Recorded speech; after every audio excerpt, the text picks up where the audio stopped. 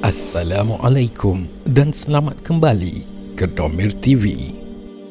Sangat popular di kalangan banyak orang bahawa ajaran Al-Masih Isa, putera Maryam, adalah ajaran berpaksikan cinta. Sungguh pun ia benar, namun kalau kita bertanya kepada penganut agama lain, maka mereka juga menyatakan bahawa agama mereka mengajar tentang cinta.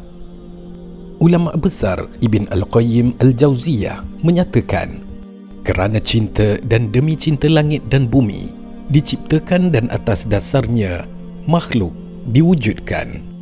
Demi cinta, seluruh planet dan dengannya pula semua bergerak mencapai tujuannya.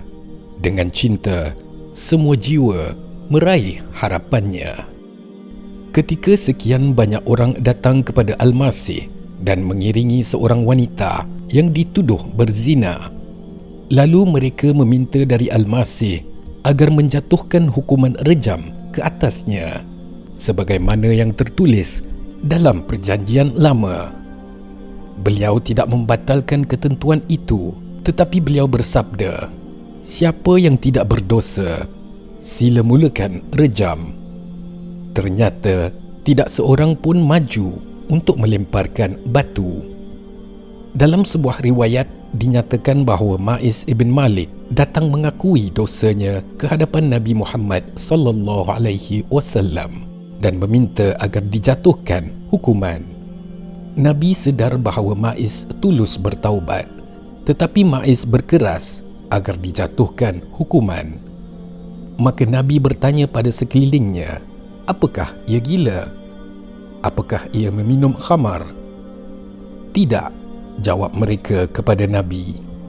Nabi kemudian bersabda kepada Ma'iz, boleh jadi engkau hanya mencium, mengerling atau memandangnya. Tidak, tegas Ma'iz.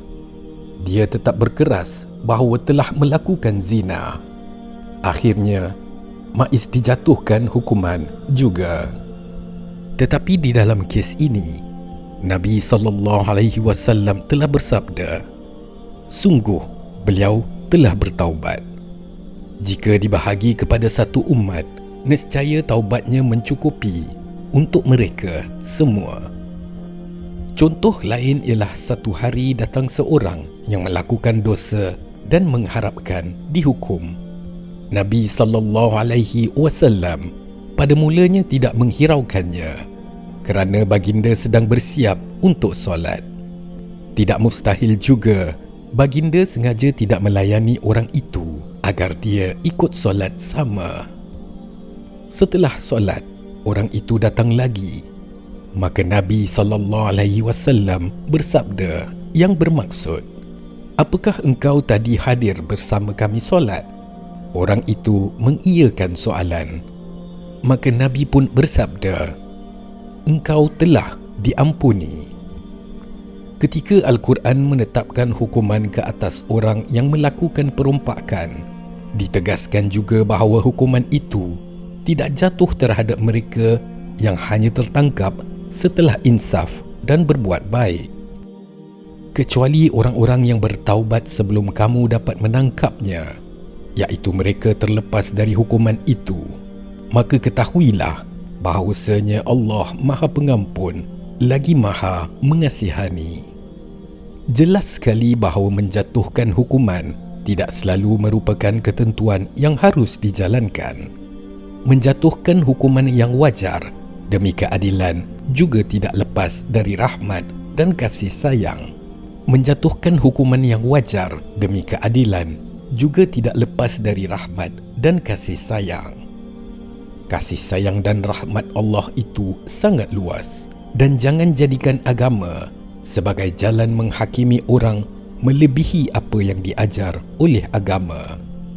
Jangan jadikan syurga yang luas itu menjadi sempit, bahkan merasa kunci pintu syurga berada di tangannya dan tidak membukanya kecuali untuk orang yang bersefahaman dengannya. Agama cinta akan mengasihi manusia, betapa besar pun ia durhaka, kerana yang dibenci adalah tindakannya. Itu sebabnya Al-Masih menyatakan, aku berkata kepadamu, cintailah musuhmu, berbuat baiklah kepada orang yang membencimu.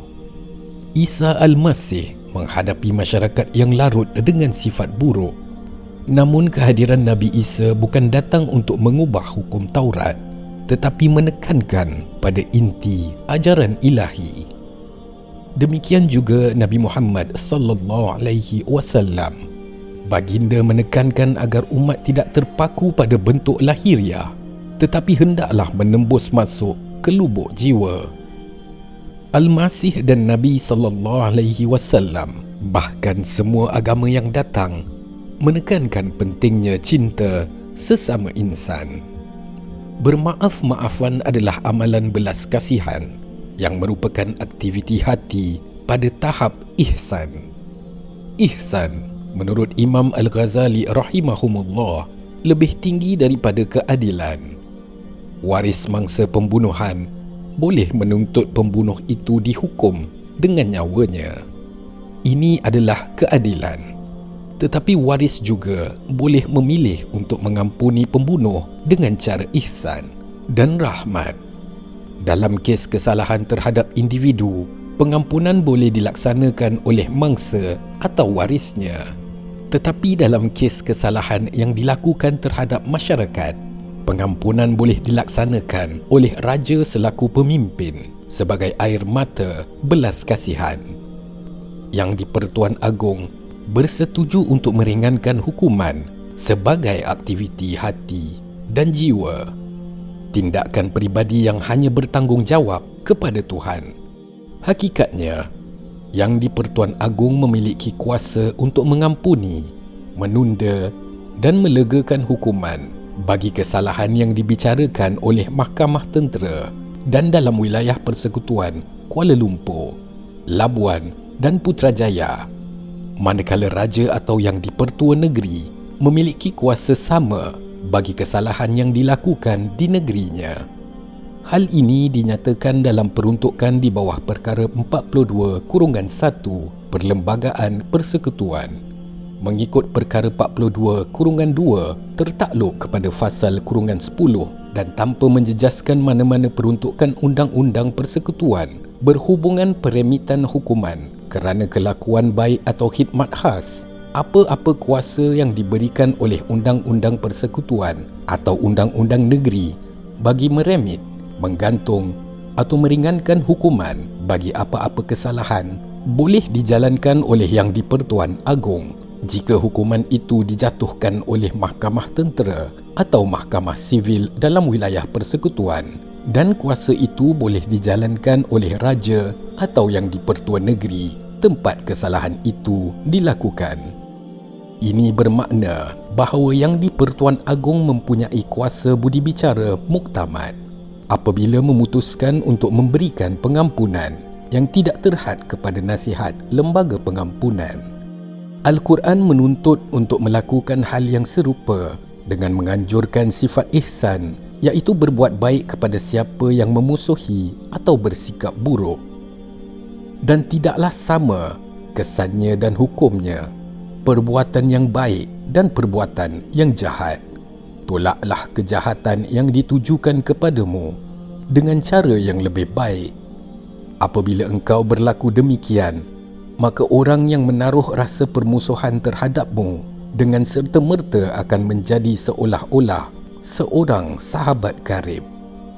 Demikian juga dalam sabda Rasulullah sallallahu alaihi wasallam yang bermaksud, tidak beriman, iaitu sempurna iman seseorang itu sehingga dia kasih kepada saudaranya sebagaimana dia kasih kepada dirinya sendiri.